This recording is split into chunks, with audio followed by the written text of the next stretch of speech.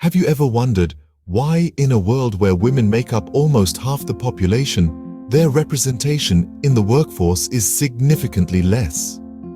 Welcome to a deep dive into the challenges faced by women in the workforce, a subject that is as complex as it is important. Consider the story of Jane, a talented software engineer who graduated top of her class. Jane was thrilled when she landed a job at a prestigious tech firm, but soon she found herself being the only woman in her team. Team meetings often felt like a battlefield where she had to constantly prove her worth. Her ideas were often overlooked, only to be praised when reiterated by a male colleague.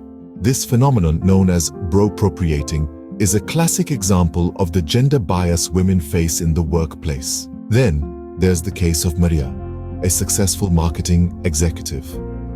Maria was on a fast track to a senior leadership role when she decided to start a family. Post-maternity leave, Maria returned to work only to find her career trajectory had slowed down. She was passed over for promotions and her commitment was questioned due to her new responsibilities as a mother. This is what we call the motherhood penalty, a significant challenge faced by working women globally. Or let's look at Fatima, a brilliant scientist who had to leave her home country to pursue her research. Fatima faced a unique set of challenges as a woman of color and an immigrant. From language barriers to cultural differences, Fatima had to overcome numerous obstacles, highlighting the intersectionality in the challenges faced by women in the workforce. These real-life stories are not isolated incidents, but are part of a larger narrative that reveals the systemic barriers women face in the professional world. Women are often subject to unconscious bias, resulting in them being underrepresented, undervalued, and underpaid.